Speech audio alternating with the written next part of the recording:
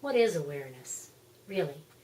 Well, it seems simple enough. I'm sitting here talking to you, and I'm aware, I guess, that I'm talking to you. So this awareness that I am sort of follows me through life, and it has since the day I was born. I have filled it full of all kinds of noise, however. In other words, when I'm born, from this very quiet, liquid-filled space from my mother, I'm pulled into the world, and there's noise. I mean, noise everywhere. People are talking, there's lights, there's rush, rush, hurry, and I am totally disturbed, shall we say. It's like, oh my gosh, what is this all about? And do I ever recover from that? That's a really good question. Do we ever recover from being born? From that huge rush into the world, that unexpected rush into the world? I don't think we do. And actually it escalates as we move along. As life goes on and we grow from birth to 1 to 2 to 3, we have all kinds of things, all kinds of stimulus coming in. And adjusting to that is very difficult. So this simple awareness that was born and saw things simply in the beginning gets very complex, gets very muddled with thoughts and distractions and confusion and anger and jealousy and just all kinds of things. So we're just kind of muddled, walking around. Muddled awareness is basically what we are, muddled awareness. And so it kind of cheats us out of the simplicity of being natural, being that natural individual that was interrupted right from the very beginning. There's a possibility of being aware of awareness, and I think this is what I'm talking about right now. I know it's sort of a roundabout way to get there, but I'm talking about awareness of awareness. We're not aware of awareness most of the time.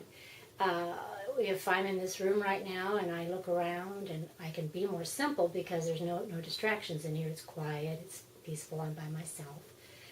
But if someone comes in and starts telling me something, all of a sudden I'm caught up in their story and I'm caught up in my answers, and I'm just totally just caught up. And then if there's an argument on top of it, if the person comes in and says, what are you doing in here? I want to get in here. Are you going to leave? Can I come in? Or whatever. They start a conflict. Well, then I totally lose my awareness. It's like, what do you mean? Blah, blah. And when I say awareness, I mean the simplicity of awareness. I get caught up in an argument, a discussion, a conflict. I could. But when you're aware, I think the really wonderful possibility in awareness is to pay attention to how you're reacting. In other words, if they come in the room and they go, what are you doing in here? I want to come in here. That's a silly example, but if that's what they say or do, rather than reacting, if I'm not aware, I will react. I'll say, well, this is my space, what are you doing in here? I have a right to be in here. This is, what? Just leave. And you can have a big argument, huge argument. This is how people argue all the time. But instead, if I stop and I go, okay, where's my awareness right now? What do I want the outcome to be? Do I want to make an enemy of this person? Do I want to create a rift in our relationship? Do I want to ruin a day, a possibly good day? Do I want to ruin possibly a good life? No, I don't. So I bring awareness to the surface, and that allows me to choose a different outcome. So they come in, they say that thing to me, and I start to react, which it's reflex reaction. To some, it is. To me, it is. I'm kind of high-strung. So if I can just slow the motor down with awareness, bring that to the fore, and say no, and turn to them and go, oh, I'll be out in just a few minutes. I'm sorry, I know this is your space, but it's my space, but you want this space, so I'll be happy to just give me a few minutes, okay? And then talk it over later.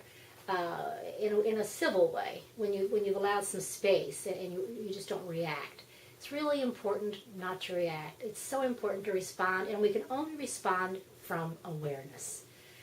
It's just a matter of learning to slow the motor down and learn to respond in a kind way, in a way that is civil.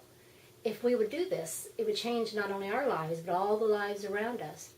And so this is my subject today is awareness, and I want to continue this because it's really very involved. It goes much deeper than this, and I want to discuss it with you. So I'll probably be tuning back in a little bit later, talking a little more about the importance of being aware. Thank you.